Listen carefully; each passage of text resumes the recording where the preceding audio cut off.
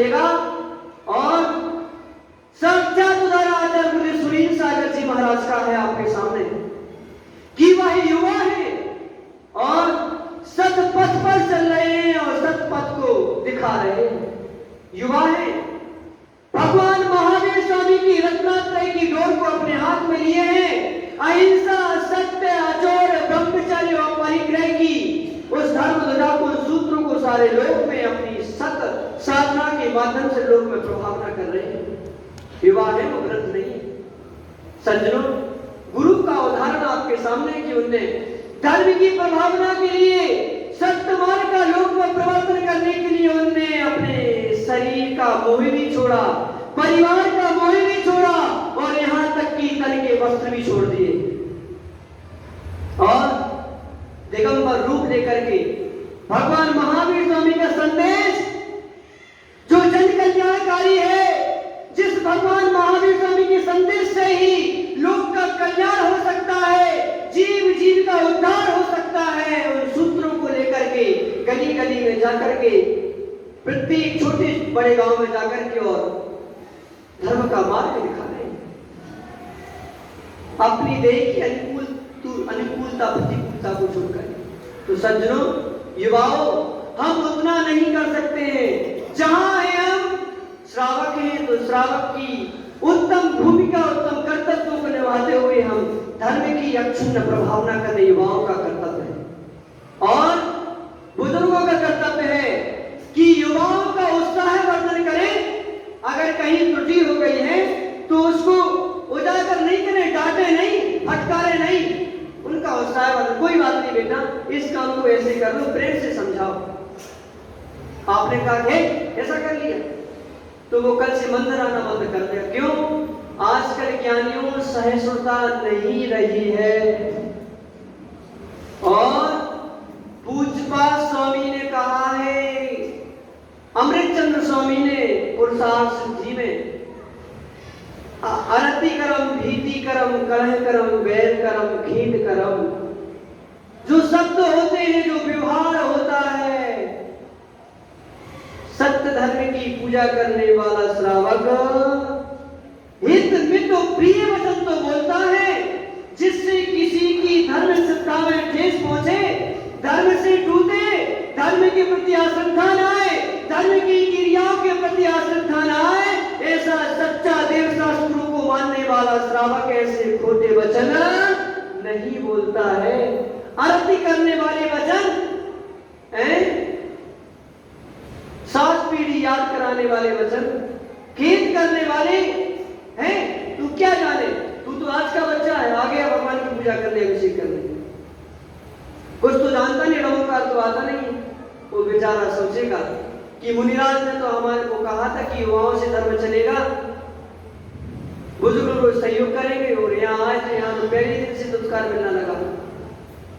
सज्जनों, एक बात और कहेंगे, विशाल हृदय करके सुनना। लोक में पूजा पद्धति को लेकर के भी ज्यादा झगड़े नहीं करना, समझ रहे? अगर कोई युवा ने झाड़ी की टोटी की बजाय और सीधा कलशी भगवान की शांति धारा अभिषेक कर ली तो ज्यादा त्रुटि नहीं कर दी, और उसने रमोकार मंत्र बोल करके भगवान का अभिषेक कर दिया तो ज्यादा त्रुटि नहीं कर दी है, क्योंकि प्रथम भूमिका में उसके लिए रमोकार मंत्र ही आता है।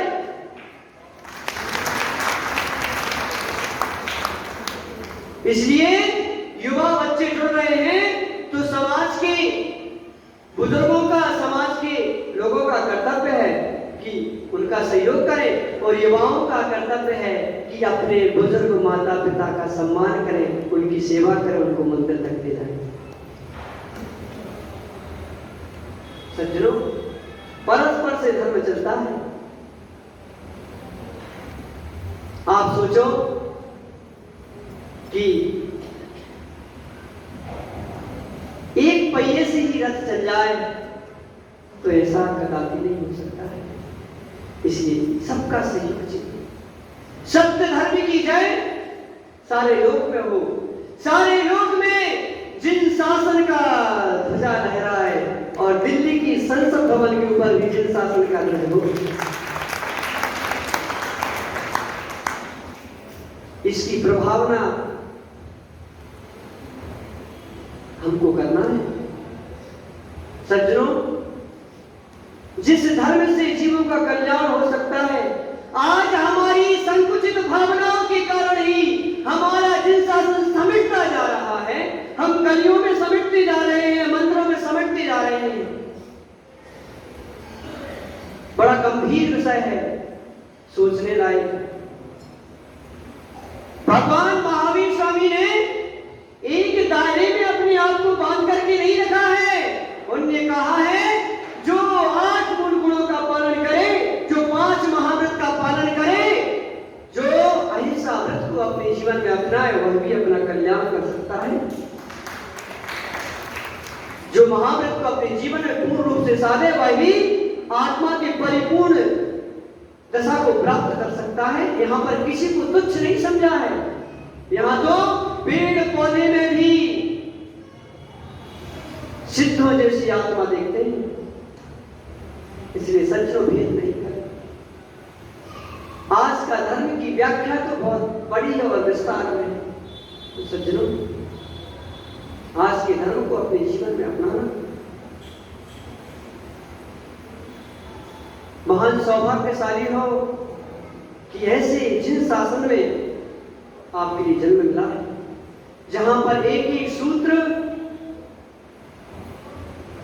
धर्म का मार्ग बताते हैं, आत्मा की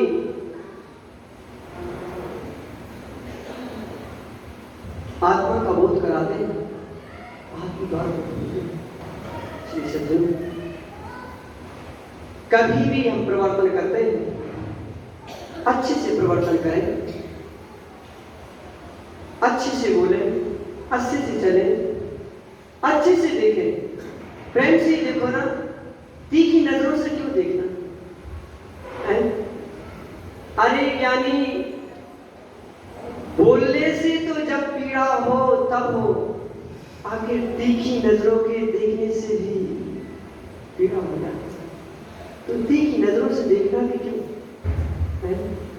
अरे प्रेम से देखो ना, बोलो भी प्रेम से बोलो और देखो भी प्रेम से देखो।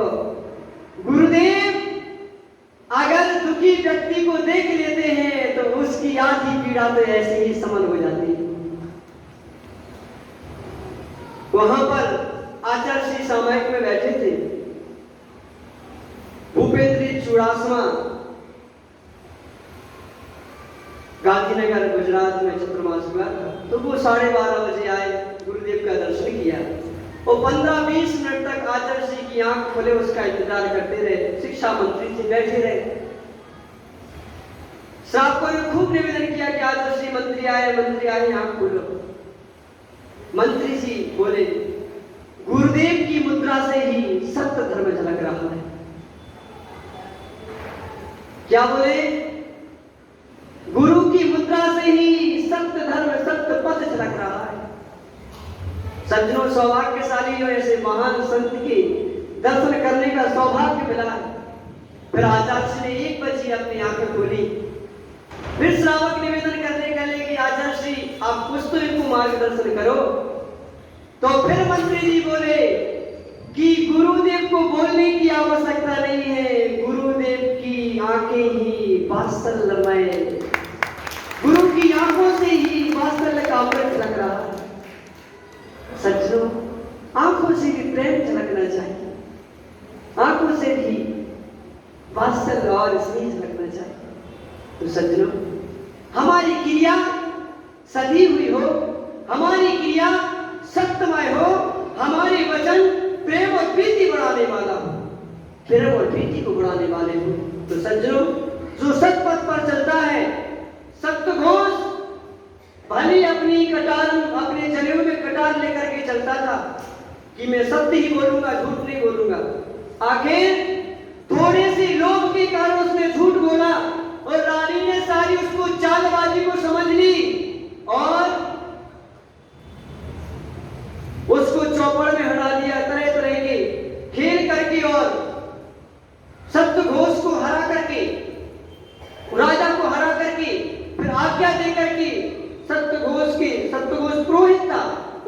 घर से रत्न पिटारा मंगवा करके और असली रत्नों की पहचान करके और सेठ की रत्न दिला करके और शब्द की प्रतिष्ठापना की। सज्जनों, ज्यादा धन भी, ज्यादा लोभ भी सत्य बोलने नहीं देता है। तो सत्यघोष की सारे लोक में निंदा हुई। 5 रत्न के कारण उसने 5 रत्नों का लोभ कर लिया और उस लोभ के कारण गोबर भी खाना पड़ा, मुक्के भी खाने पड़े और अंत में गधे पर काला मुंह करके और सारे नगर में भ्रमण को प्राप्त हुआ और मान को प्राप्त हुआ। यही देख लो, अगर समाज में कोई ज्यादा झूठ बोलता है, घी में डालडा मिला करके बेचता है या सरसों के तेल में सोयाबीन का तेल मिला करके बेचता है, दूध में पानी मिला करके बेचता है, सोने में चांदी मिला करके बेचता है, तो कभी ना कभी तो पकड़ा जाता है? पकड़ा जाता कि नहीं पकड़ा जाता?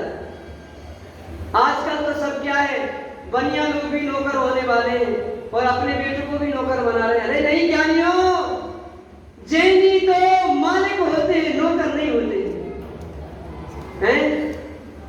हमारा बेटा डॉक्टर बनेगा, हमारा बेटा वकील बनेगा। अरे ज्ञानी चाहे सरकारी नौकरी करो चाहे प्राइवेट नौकर, तो नौकरी कहलाएगा और सेठ ही कहलाता है। इसलिए सेठ बनने की कोशिश करो, नौकरी मत करो, दूसरे को नौकरी देने की हुकूमियत पैदा करो।